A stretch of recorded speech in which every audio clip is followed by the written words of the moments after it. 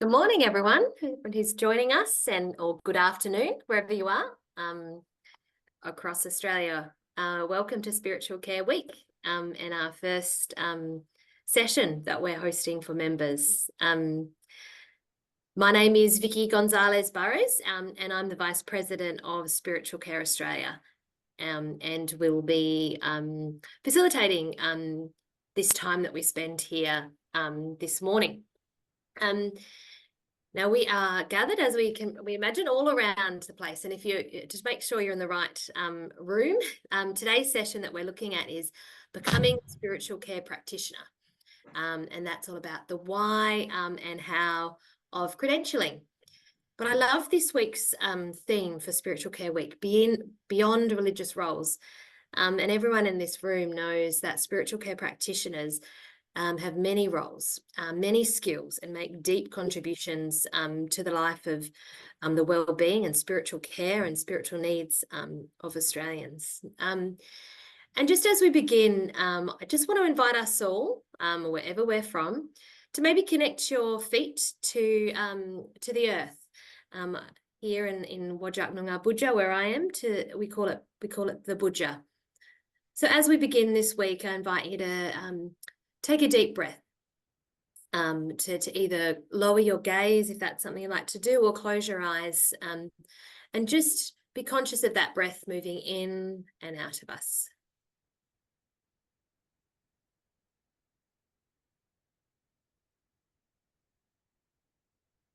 And here at Spiritual Care Australia, we acknowledge the deep connection that Aboriginal and Torres Strait Islander people have to their culture, to their spirit. We recognise that their deep connection to this place through family, through water, through land, through skies, through stories for generations. We recognise their deep connection and their ongoing stewardship of this place. And as people, we commit our movement to reconciliation, of deep listening, of truth-telling, and of learning for each other for the spiritual well-being of Australia. And I invite you all, we're in many places around Australia, to acknowledge the lands which you gathered this morning in the chat, the people and the lands that you are on.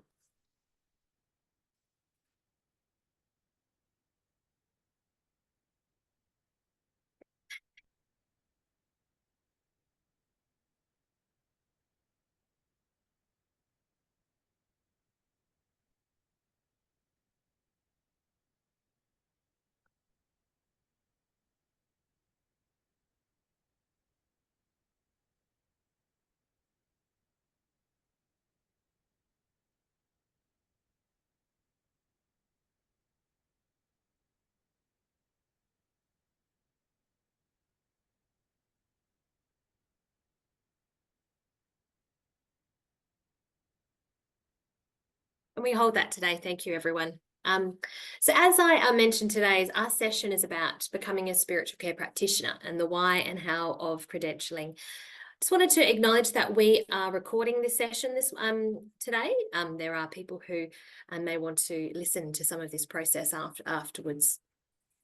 So each of our journeys to perhaps to be a spiritual care practitioner might be different. And I suppose I acknowledge also everyone in this room may not also be a spiritual care practitioner, but has an interest in it. So whilst I think there's a real strength in the diversity of who we are and where we come from as spiritual care practitioners, we at Spiritual Care Australia recognise that it's important to ensure that there is a strong level of competency and capabilities in the provision of safe spiritual care.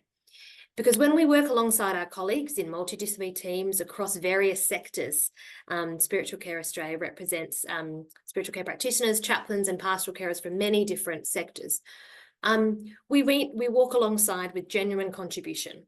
We have a unique one, but we speak into these various places using our best practice, but also ensuring that the contributions that we make are building up safe spiritual care. So today's session is going to look at what Spiritual Care Australia has been doing in developing our credentialing process, to be working towards our vision of building a strong, continuing to build, which we already, a professional best practice practitioners that are contributing to our landscape. Because at Spiritual Care Australia, we have a vision that all people and communities will have access to meaningful, individual and safe spiritual care.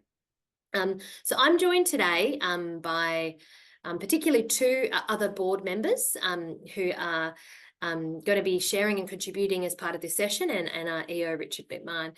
And we're just, each of us is going to introduce our own background and what led us, how we became a spiritual care practitioner, which I think will lead in well.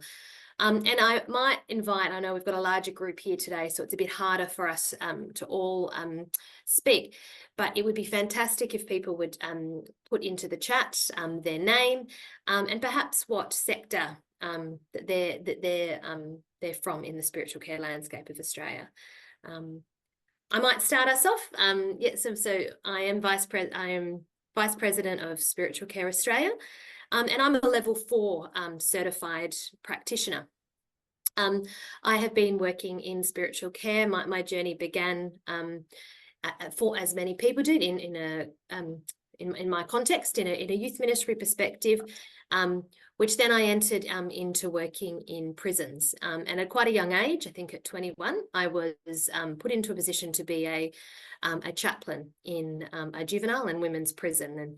And my training had been in youth work and political science.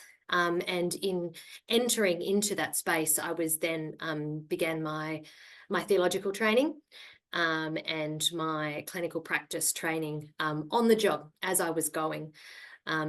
So I think that and over that time, I've worked into spiritual care in hospitals with Aboriginal communities.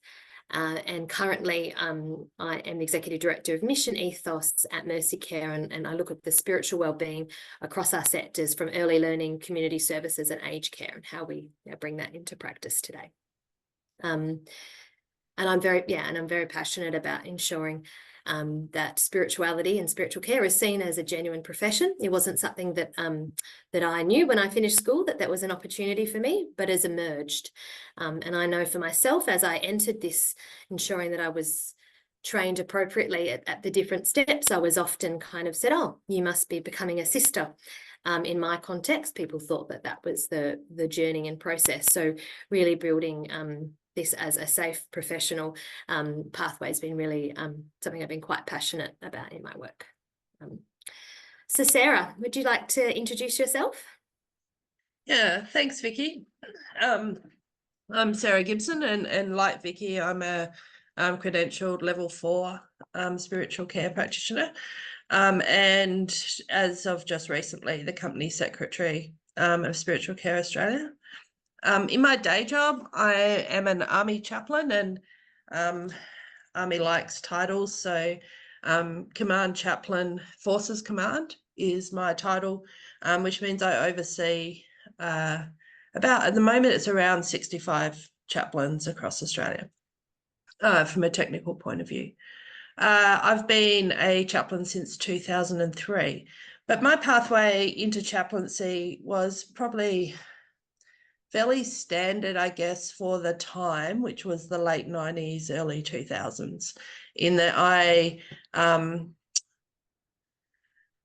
was an ordinand with the Anglican Church, became ordained in 99, 2000, and then transferred across out of parish ministry into chaplaincy, first part-time in 2003 and then full-time in 2005. And I've been doing chaplaincy since then, with probably a real focus on training and upskilling chaplains. I spent some time running the Chaplains College within Defence, and gained from that really a passion as well for having really well-trained, well-skilled individuals across that provide safe and a consistency of care, I guess, across Australia. So that's my journey in a very small frame. Love chaplaincy and love working with chaplains across all sectors. So I might hand over to Paul. Thanks very much, Sarah. Thanks, Vicky, and thanks everyone for joining us today. Yeah, my background is originally in healthcare. So I was doing nursing for a number of years before I went into pastoral ministry in the Anglican Church, and I worked in regional New South Wales for a number of years in parish ministry. And I first got involved in spiritual care or chaplaincy specifically as a volunteer chaplain with the New South Wales Ambulance Service in regional New South Wales. It's a role I had for about 10 years, and I just absolutely loved the pastoral care and the support I could provide to paramedics who are on the front line, supporting our community in really difficult and challenging traumatic times. Through that, an opportunity came up to be able to take on the leadership role of that program. So I became the senior chaplain back in 2001, 2002. And spent 10 years in that role. And about 2 years ago, finished up there and started working for Converge, which is a workplace mental health provider. And I was brought into that organisation both as a general manager and also the principal chaplain for the company, because Converge is quite an interesting organisation in that it's got spiritual care roots, and now it's more of a commercial company, but it still maintains its faith-based DNA. And so my role was to help maintain that within the company structure and to also look after the chaplaincy program that we have. So we're quite a unique organisation, that we have psychologists, social workers, counsellors, mental health nurses and chaplains all working in the team. And so my job is to kind of pull some of those roles together and support the team as they go out and support workplaces with their mental health and well-being. And I think my leadership roles have led me to have a real interest in making sure chaplains and spiritual care practitioners are well-trained, well-credentialed, because we are working alongside interdisciplinary teams with psychologists, social workers and chaplains. And they've all been through this journey many years ago, these organisations, and we're probably the one lagging behind. And I think it's good in a company like Converge to be able to say, hey, our chaplains are credentialed and externally sort of reference checked and quality checked, and we know their qualifications and training are sufficient to do the work, so that we can put them into people's workplaces and they can be trusted to do that alongside other mental health providers. So that's been a passion of mine for a while, so hence being on the board as well. So great to be here today. Thank you, everyone, for those introductions, and thanks for everyone for sharing where people's backgrounds are. I see we have people in a few different sectors: mining, aged care, health. We have those, schools, and I think that's the strength of us coming together is sharing it. And our hope at Spiritual Care Australia is that someone goes through this credentialing process, which we're going to share about, and can move between sectors, and there's a sense of a standard of understanding of where this is. So that leads us well to actually go through the background. Many of you are probably following the work that we've been doing over the last few years of introducing the capability framework and the credentialing process. And Sarah has been a member and driving some of our work around credentialing. So we're going to kind of share some of that vision now. So thanks, Sarah. No worries. Thanks, Vicky. And thanks, Paul. So just before I say, feel free to put any questions in the chat as we go, and we'll collect them, and then we'll have a kind of a forum question time after as well. This is a really brief overview. I'll just let you know, but this is the overview of what we're going to talk about a bit today. We've already covered quite a bit of, I think, number one, the vision for why we're doing this, and then just a little quick overview of the levels and how we then link them to the capability framework. We'll then talk a little bit about the application process for becoming a credentialed member. And I recognise that some people here aren't or don't want to be credentialed members, and you know that's fine too. We love general membership as well, but this is the process for where we go. And then I think most of our time, if we can, we'll open it up for a forum. Sorry, I just muted myself. There we go. I guess what we're really passionate about, I guess, is creating an industry framework. This is on the board. We want to make sure, first and foremost, that we have a credentialed workforce within spiritual care that provides a safe ministry or a safe standard of care to people, but also that allows our practitioners to be safe, so that they know their boundaries, that they're looked after, etc. So everything we do, I guess, prioritises that idea of safety in what we do. And part of that safety framework really is ensuring, therefore, that people are working at a standard where they can provide safety and they can work safely, that they're not going to say things or do things that put other people at risk, but likewise that also they don't put themselves at risk, and that they have practices that support themselves and look after themselves. So, you know, we lower the risk of vicarious trauma, for example, if we can, and that we make sure that people are supervised, and those sorts of things are there and are in place. So I guess those first two items in terms of why we really want to see in spiritual care Australia, sort of this standardized credentialed workforce, it's largely about the safety and maintenance of standards. The next two, I guess, are a bit more things that we would like to see.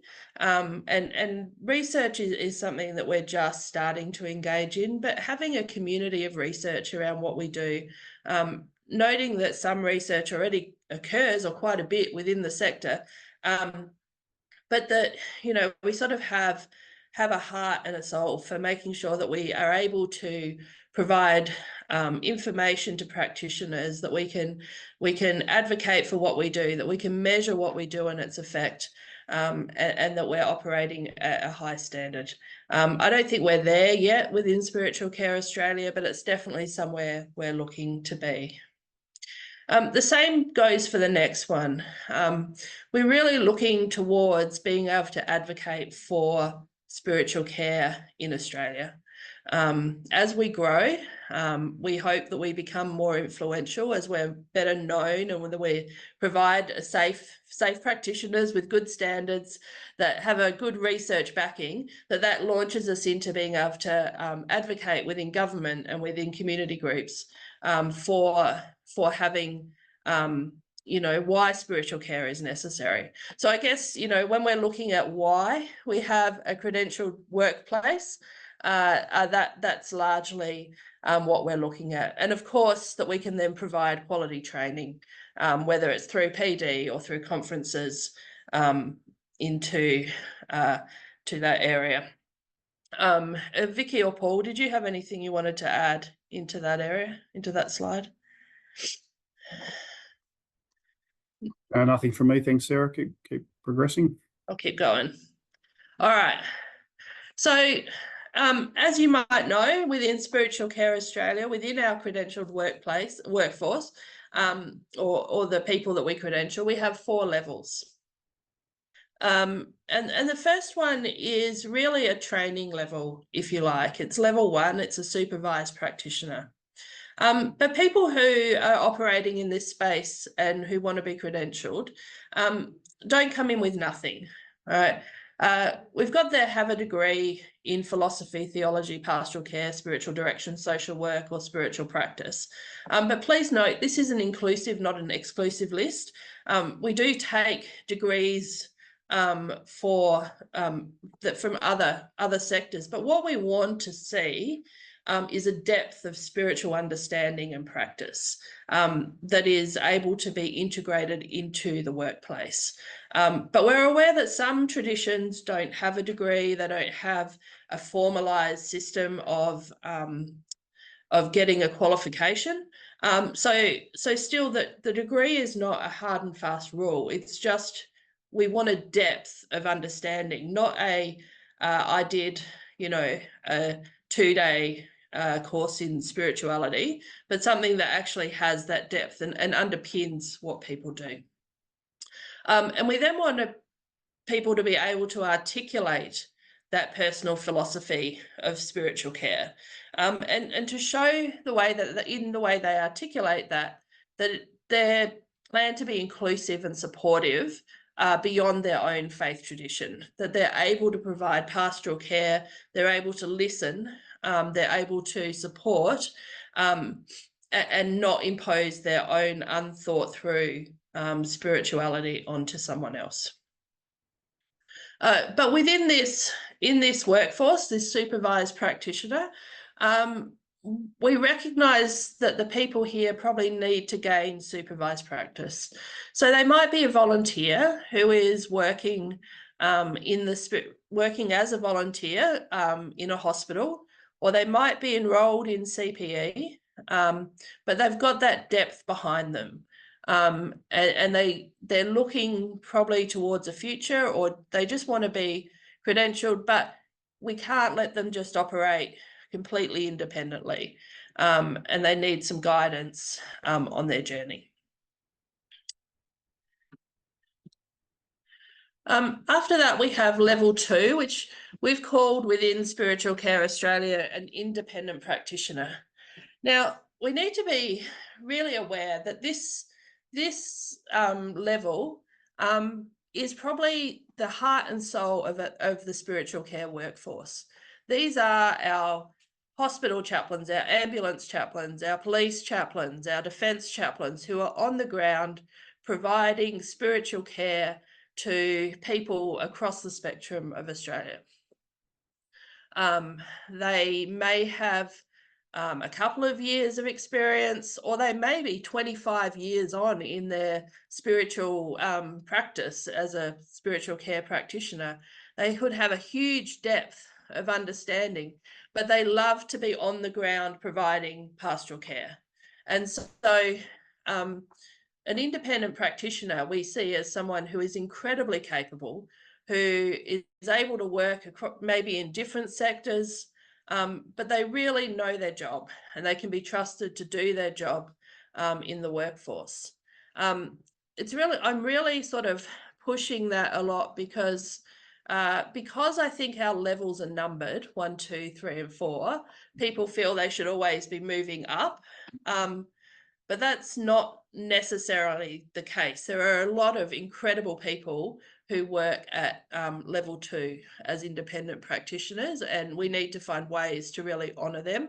And perhaps we do in terms of some of our, spiritual care practitioner of the year type awards. But that's just a very quick overview of where we look at level 2.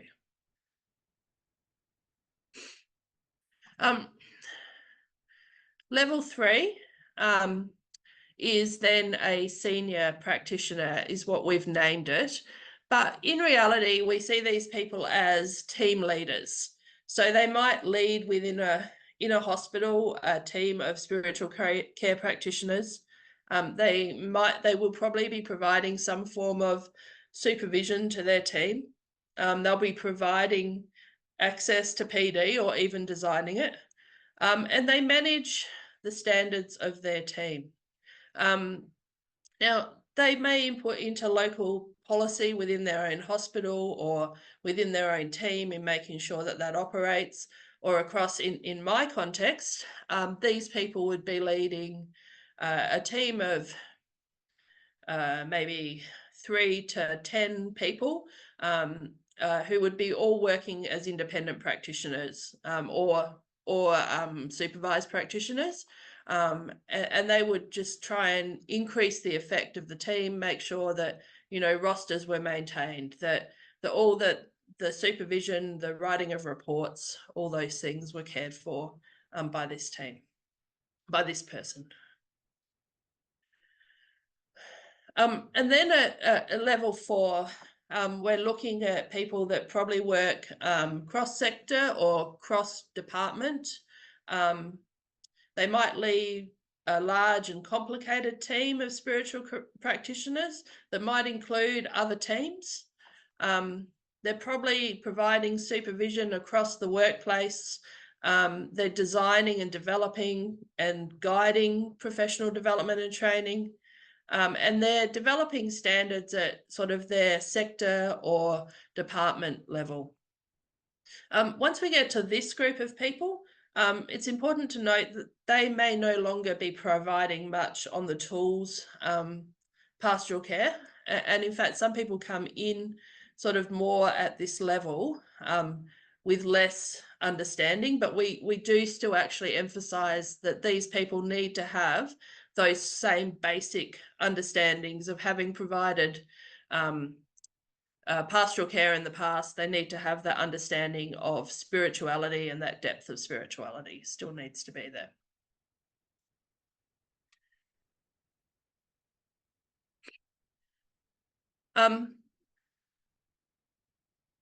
When we then have that as the overview, just to give an understanding of the 4 levels sort of in sort of big picture terms, we then look at that across the 5 domains that we then credential people.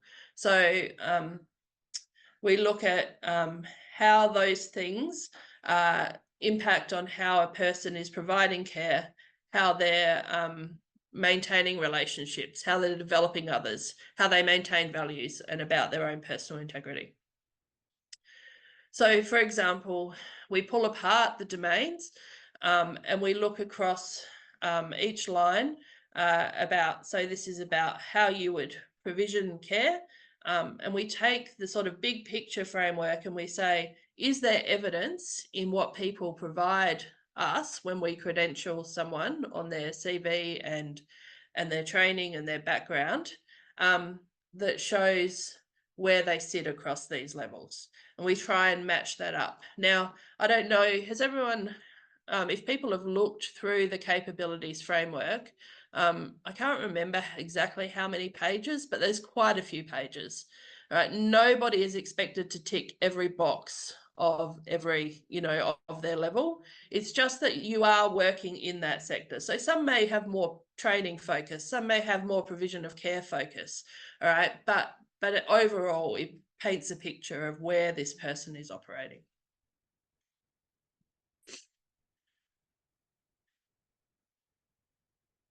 Okay, so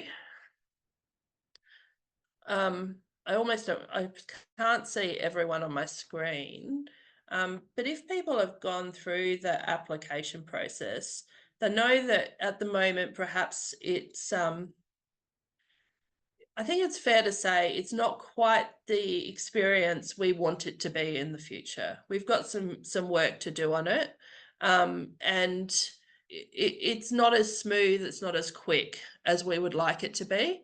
I think that's because we've really started to recognise the depth in which we need to go into as we start to move forward and actually give these levels some strength and some validity. So if you are not credentialed and you'd like to be, there is an online form, and Richard, I think, or Lisa, we can provide the link to that for people. It's on the website, but we can provide the link at the end. And we do ask you to apply, and we ask you to send in a CV. I know that on our webpage, we ask for a 1 to 2 page CV. To be honest, we're not going to push back if it goes slightly over that. All right, because we actually value getting as much information within that as you can provide that's relevant. We need to understand that the person who is applying has that depth of spiritual care or of spiritual understanding. We need to understand they've got relevant training, and we need to know what work they've done in the sector. So sometimes we'll get a CV that will come in and it will say 2004 volunteer chaplain at wherever, but there's nothing else there that sort of indicates whether they're full-time or they're part-time, or they've worked 3 days a week, or if perhaps they've been called up twice within the year for 1 day each. All right, so we need to get a bit more of a picture of people than that. So if you can provide more in that, that would be great if someone is. And then we will come back and we will ask for some evidence of what people have said. We also will ask people to let us know what level they think they might be at. So if they think they're working as a team leader, it helps us to know that when we're looking at it and say, is that what people are showing us? It just simplifies where we sit. Doesn't mean we'll necessarily agree, but we'll come back and we'll have a conversation. But what is true is that the higher the level, you have to expect the more evidence we will ask for. And there's some really good reasons for that. We want to be sure if we're credentialing someone, especially a level 3 or the level 4, that really is where they are, because that then validates everyone's standards, right? So we're hoping at the beginning of next year that we'll have a much better user experience interface that will be simpler, and that you'll write something in, you'll provide the evidence, and it will pop up. But we also have to do some other things. We need to ask for a 100-point identity check, probably starting next year, to make sure that we are actually credentialing the right person, and that Penny says she's, she actually is Penny, or Sarah says she is Sarah. Sorry, Penny, you're on my screen, so that's why you got mentioned. But in the end, a lot will be. Just can't see what that last slide is. But we will still require, at the end of the day, sort of the same level of information and experience. Oh. I know I kind of did that very fast, but I do want to give people time to actually, to ask questions and to talk. But that's kind of the overview of where we sit and what we're looking at. And the bit that I didn't mention is that we are very aware that different parts of the spiritual care industry sort of have different understandings or different experiences. So we're also really keen to be working with sort of leaders in sectors. So I'm from defence, and so also someone from health and someone from emergency management, so that we can really understand when people say, I've done this, or I've got this course, or I've got this experience, what that means across the industry. Because what looks like something in the prison may not be what it looks like in a hospital. So we just need to get that depth of understanding. Vicky, I might hand back to you. I think we're probably up to questions, etc., if that's all right. Thanks, Sarah. And there was just a comment that Lisa put in, that for many people, you may join us as a general member. And so there's also a link as well. So as you can transition from being a general member to transitioning to being credentialed. Now, as a practitioner, I joined Spiritual Care Australia because I wanted to join a network of other practitioners that, for my professional development, for a sense of connection and growth in myself as a profession. But as I moved into to leadership in different sectors, and then within my organisation, I saw a need that as I was looking at employing spiritual care practitioners, that there was a need for a standard to be ensuring that we were bringing in people that had good capabilities, that may have, as Sarah was leading to us, come from different sectors. How can I ensure that as we go onto the floor and work with vulnerable people in our community, that the levels of training capabilities were adequate? And that really then increased my level of engagement with Spiritual Care Australia and in this work of advocacy. So I thought it would be useful to, before we do head into more of questions, it might be useful to hear from Paul, now as a sector leader, of how they're seeing, not just from an individual practitioner's perspective, but from a sector representative, how do they see the benefits of this credentialing workplace coming through? Thanks, Vicky. I think it's a very good question.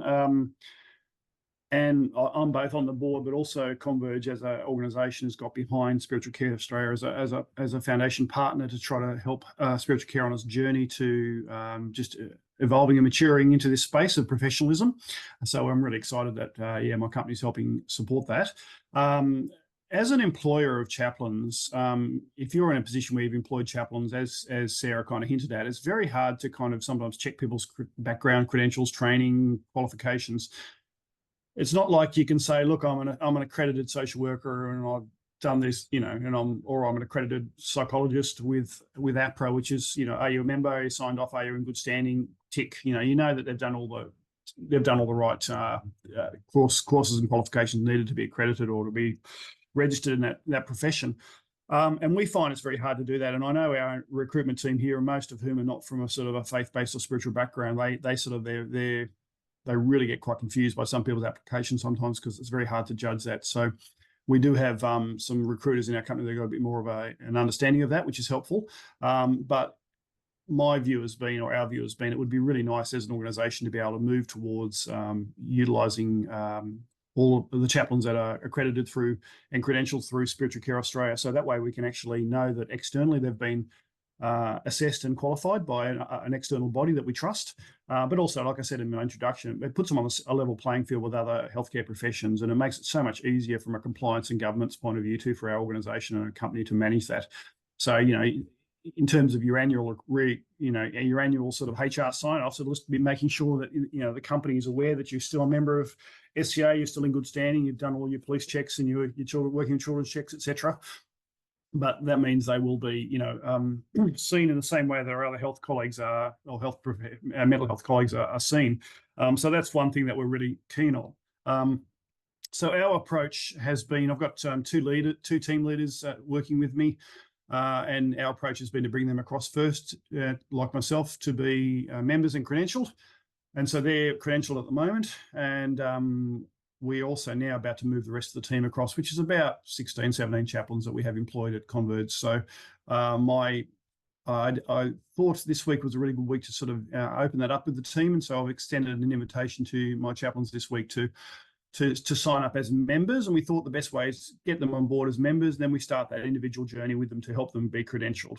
And so I don't know whether you've caught up with this little bit of news, but there's quite a discount on membership this week. And I thought, I checked with Richard. I thought my cutting plan is if I can encourage my chaplains to do that this week, then that would be a good week for them to sign up. And speaking with my manager here at work, we made a decision that we would subsidise each person $50 if they were to sign up this week. But we did think it was actually important not to entirely pay for their membership because we want them to value the membership as well. So a little cheeky plug there for if you become a member this week, it's just $99 and less for students. So a great week to sign up if you haven't done it so far. But our plan is to bring people across as members and then work with them, with my team leaders, to make sure they've got all their paperwork in order to submit an application for credentialing.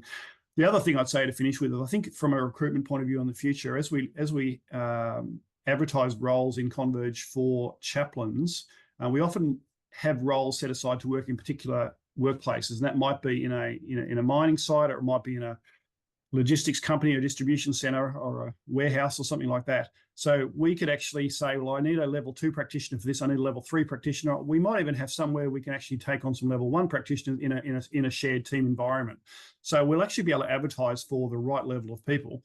And it will make your qualifications quite portable as well, because if you accredit through SCA, then you'll be able to actually apply for other industries where they recognise those qualifications. And our goal as a board is to make sure eventually all people that employ or engage or paid or volunteer chaplains will have SCA as their accrediting body. That is as a peak body ourselves. So that's our plan.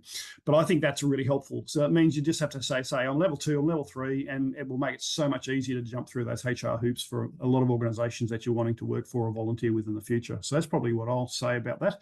But we're quite excited about it, and we're on the journey. Thanks, Paul. So with the remaining time, I don't know if we've had any questions come through, Richard, on the chat so far, but I open it up now to the forum. If there are any questions, if you want to raise your hand or type it in the chat that you might have now of this overview. And Richard will provide these, it's recorded, so I think can we provide the slides? Yeah, we will be. Lisa said we can, so that's good. If it's going to be fast for you. Nicola had a question in the chat, Vicky. Great, thank you. It was 113. Nicola, would you like to come off voice and ask your question if you scroll up. Oh, thank you for noticing. That seems like a lifetime away. So I'll just read out what I put in the chat. I'm a clinical pastoral supervisor in New South Wales, and I'm really interested in how the CPE, so we have a different form of, I guess Yes. you'd call it credentialing. I'm just interested to know how, I would love to see credentialing. So let me put my post in the ground there. How do you see the CPE world intersecting with the SCA credentialing? It's a really good question, Nicole, and it's something that is on our agenda. And so we have like 2 members of our board are actively involved in leadership within the CPE community, and that's probably as CPE is one of the key foundations. So we want to look at ensuring that that there's some synergy and connections. So yeah, I can't probably say right now what that exactly is, but it's on it's on the agenda and part of the conversation. We can probably say who that is, can't we, Vicky? Oh, yeah, absolutely. That it's Carmen. What's Carmen's last name? Carmen. Garuda. I know. Thank you. Yeah. And David Gleitner, who are, different states, but CPE. And I think one of the parts of the conversation that is just slightly tricky is just working through those differences between states. But yet that it's definitely a point of great interest and where we are discussing to see if we can align those levels somehow. And work out how those people who are supervisors especially fit into that. Thank you.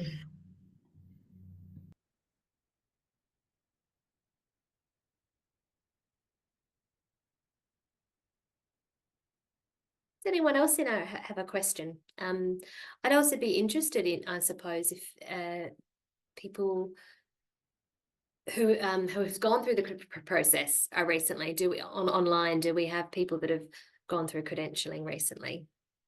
Nisha, yeah, Chet. Hi. Yes, I went through credentialing recently, and my pathway to chaplaincy was not usual because I come from a Hindu faith background, and so culturally, that is who I am. But there's so much diversity there. Like I wasn't born in India; I was born in a different part of the world and had exposure to different things. In terms of my training, I was also trained as an interfaith chaplain. And I'm one of 3 people in Australia that I actually, have completed this qualification. What I found with the credentialing process was that it was a bit difficult with the system to actually convey everything that I have done and all this diversity and different sections of community health care. There was also a limited capacity to upload documents. So there's a lot of things that I haven't actually submitted. And also it was interesting to hear one of the speakers and, with the length of your documents that you submit. So you tend to want to not flood it with too much information, but then at the same time, it's not clear, what it is you're actually looking for. What are the more important things that you'd be focusing on, which many people may have, but because the system is a bit restrictive, they may not be able to present all the information, and then it would be difficult to assess appropriately, maybe. So that's the only comment I had. Yeah. No, thanks, Nisha. I think that's really fair comment. So I'm on the credentialing committee, Nisha. So, but I've also gone through credentialing fairly recently myself as well, to change levels. I think we are in the process of clarifying that and having it on the website to make sure it is much clearer what's needed, but also to say we will accept through email as well, rather if you've got other things, and this goes for everyone. If you feel that perhaps we didn't look at you at the right level, we'll definitely take an email with some documents as well, and we can work with that. So just so you're aware, we can go forward, and happy to have a further conversation with anyone, right? Not just you, because sometimes we don't get it right, or we haven't got enough information, and that's what we're really starting to recognize, which is why we're trying to update the website and make it a better experience. Thank you.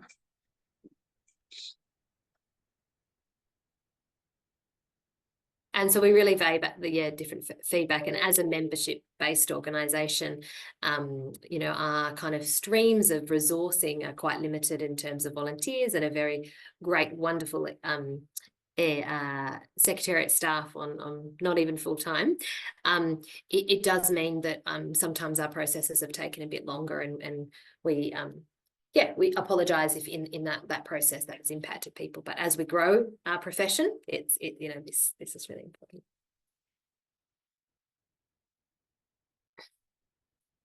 So this week we really encourage everyone to go through these processes, but also to reach out if you're working, if you want some conversations even with your employers, you know, to understand the value of, and we would love advocates within, yes, you as an individual going through this credentialing process, but also conversations perhaps with your leaders or others as well, to understand what qualifications you have. So if you've gone through a certification process and maybe your workplace hasn't actually said they require you to be a credentialed spiritual care practitioner, send it through to them so that we're actually influencing the conversation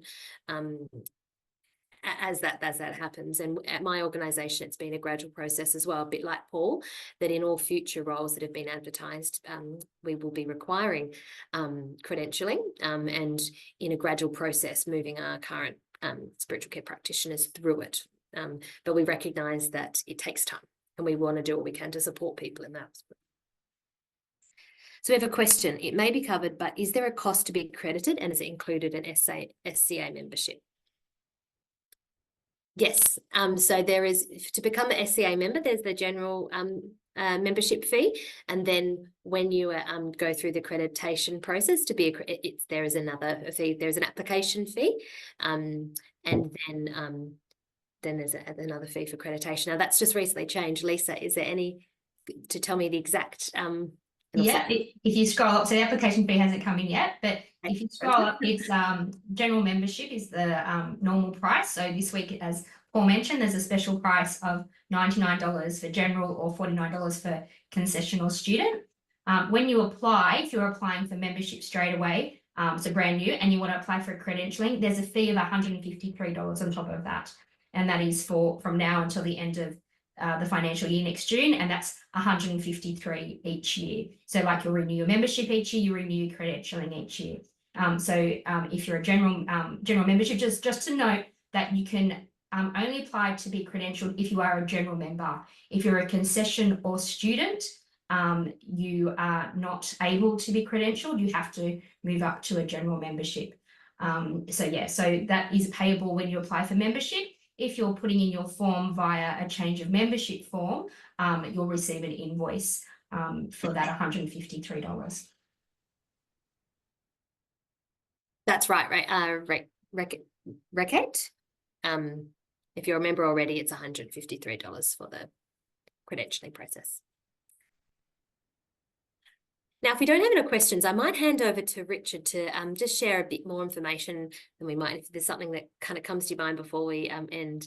Richard is our executive officer and a really hardworking, we're very lucky to have Richard working for us as members in the organisation, and has worked with the team to create lots of opportunities this week.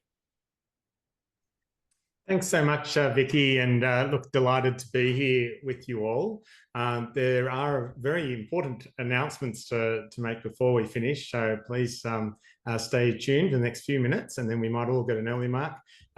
Firstly, just a really big thank you, if we can put our virtual hands together, for Paul and Sarah and Vicky, just for their presentation today.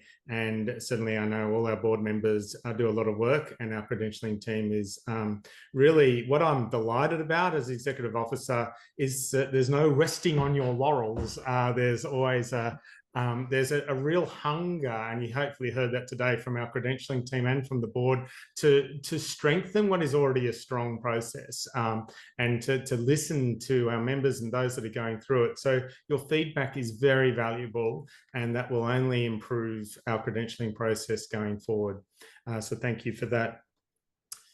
What I will do is now just share a little bit more about Spiritual Care Week, just so you're very aware of a number of things which are coming. Not everything has come through all the advertising, so there's some information that I want to share just with you now. So if we have a look, this is all available. Lisa, you might just put into the chat. Lisa is our office administrator, and very grateful for her work, and she works closely with our credentialing team. If you just put into the chat, Lisa, the website address that people can go to, so you might want to save that after this so you can come back and see everything I'm sharing. But you can see, obviously, Spiritual Care Week. Some people have been asking, what are the hats for? What are those hats in the background? This is an international week. The hats are just talking about those many roles. So there's many hats to be worn. So there was some discussion about how that translated as a logo, but hey, they're there, the hats. So let's claim it. And we go down, and you can see that there's, in terms of the first thing, which we've heard a lot about, is this the membership sale. And you can see it's a terrific time to jump on board. You might already be a member, of course, but if you have a friend or a colleague, or as Paul is saying, you can get your whole team across. Here's a great time to do that. What do you get? You know, what are the benefits? Well, besides other things, one of the things, I did a bit of maths in my time at a university level, and I've worked out that this is a real saving, because we do professional development every month. It's offered at $30 for members, $70 for non-members. So do the maths, do a couple of those sessions, you're already ahead. And we've got some great PD getting organised for next year. And so you'd already have won the battle there if you came on board, especially as a student or a concession. You would cover those costs very quickly. And in terms of the events and resources, it's not just about we're a member-based organisation. So we have things like we're developing communities of practice. Always interested to hear if that's something that you are wanting to explore further. And you can see here, we're also very interested in what events and resources is happening in your part of the world. We act as a bit of a broadcaster for many things that are happening. So please, you can send that through just through our admin, and we can pick up on that. Nominations as well are open now for both life membership. There might be someone you know who's been just fantastic in the spiritual care world over many years. We really want to honour those people. And what a great time during Spiritual Care Week to reflect on those people, thank them yourself, but also share their story with us. And the same, of course, with Best of Care Awards. They're both for individuals and for teams and for organisations. So if you've got something there and you think, you know, it's not about blowing your own trumpet. It's about us always honouring best practice, and people can be very inspired, of course, by stories of who is out there and what people are doing. Finally, there's a whole list of the activities for the week. Don't just have to come to one. We've got some groupies, I think, that are coming to all, so which is fabulous. But please have a look. You can share this with anyone. Remember, these are all free except for the Friday PD. And so share all this with your friends and colleagues to get them to come along. And you can see them all the way through there.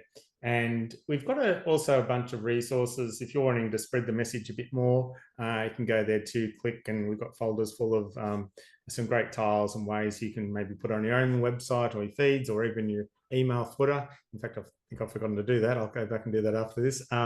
We can really celebrate this week.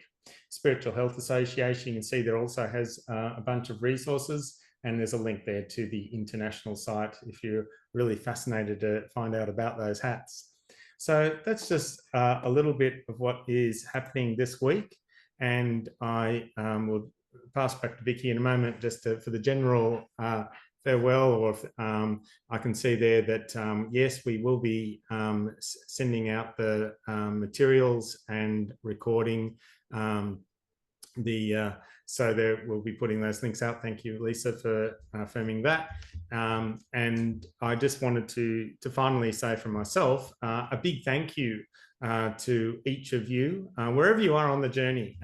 This is a week of celebration for us as spiritual care practitioners. So thank you for your own journey in that. Thank you in terms of the people you accompany, and for your all that you offer and have offered. And you might also, and I noticed in the introductions there, be starting out. Very exciting. I saw the movie director there as well. I'll better get a haircut for that, but it'd be great to have any conversations behind the scenes too. Always happy to look at how we can engage with you, connect with you, and our board is very delighted to have those one-on-one conversations where we can to really support our members. So to members and non-members alike, delighted to have you with us today, and here to support you on your journey. Back to you, Vicky.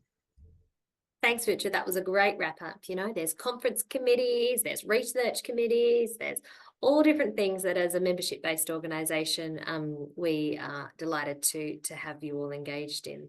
And because we are beyond just religious roles, we advocates, we are researchers, we sit with people in comfort and presence.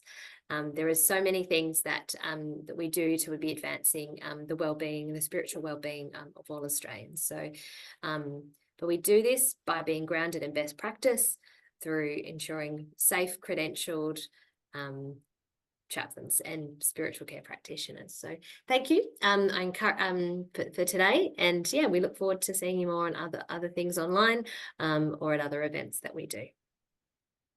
Thank you. Bye everyone.